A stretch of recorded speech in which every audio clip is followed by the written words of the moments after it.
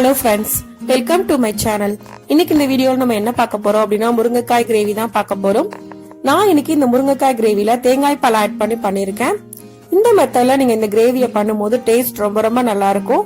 இது இட்லி, தோசை, சாதம், சப்பாத்தி எல்லாத்துக்குமே ரொம்ப நல்ல காம்பினேஷனா இருக்கும். வாங்க இந்த முருங்கைக்காய் கிரேவி எப்படி பண்றதுன்னு வீடியோல பார்க்கலாம். அதுக்கு நான் முதல்ல ஒரு கடாய் எடுத்திருக்கேன். ஒரு 3 ஸ்பூன் அளவுக்கு எண்ணெய் ஊத்திக்கிறேன். எண்ணெய் நல்லா சூடானதுக்கு அப்புறமா 1/2 ஸ்பூன் கடுகு போடுறேன். 1/2 ஸ்பூன் உளுந்தம்பருப்பு அதையும் போட்டுக்கங்க. 1/2 ஸ்பூன் அளவுக்கு சோம்பு போடுறேன்.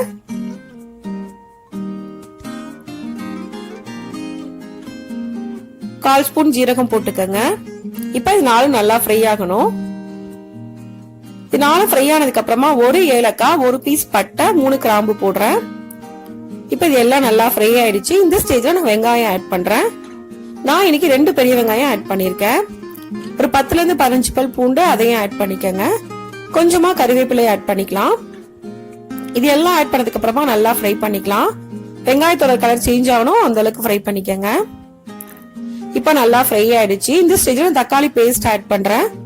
3 தக்காளி அரைச்சிட்டு அதோட பேஸ்ட் நான் ஆட் பண்றேன். 1/2 ஸ்பூன் மஞ்சள் தூள் அதையும் ஆட் பண்ணிக்கங்க. 2 ஸ்பூன் அளவுக்கு குழம்பு மிளகாய் பொடி ஆட் பண்றேன். நீங்க உங்க காரத்துக்கு ஏத்த மாதிரி ஆட் பண்ணிக்கலாம்.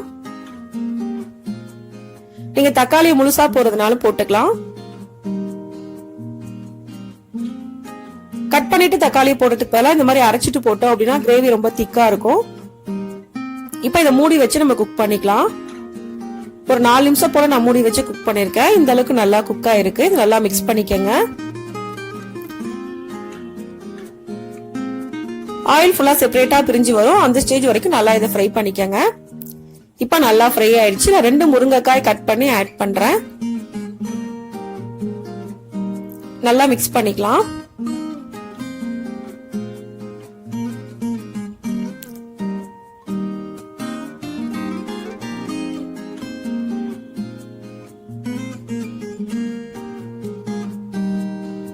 இப்ப 2ல இருந்து 3 நிமிஷத்துக்கு இதை நல்லா சிம்ல வச்சு வதக்கிக்கலாம். இப்ப 3 நிமிஷம் போல நான் குக் பண்ணி எடுத்திருக்கேன். முருங்கைக்காய் ஃபுல்லா நல்லா மிக்ஸ் ஆகி வதங்கி இருக்கு.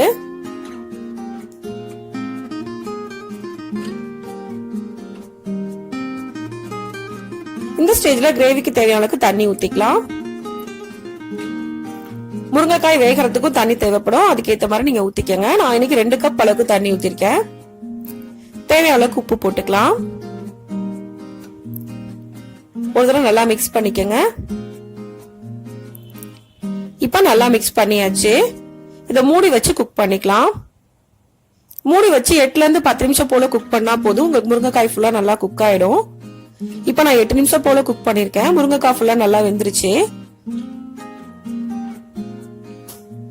இந்த ஸ்டேஜ்ல நான் இது கூட 1 கப் அளவுக்கு திக்கான தேங்காய் பால் ஆட் பண்றேன். தேங்காய் பால் தண்ணி மாதிரி ஆட் பண்ணீங்க அப்படின்னா குழம்போட டேஸ்ட் நல்லா இருக்காது. திக்கான தேங்காய் பால் ஆட் பண்ணிக்கங்க. ஆட் பண்ணிட்டு நல்லா மிக்ஸ் பண்ணிக்கலாம்.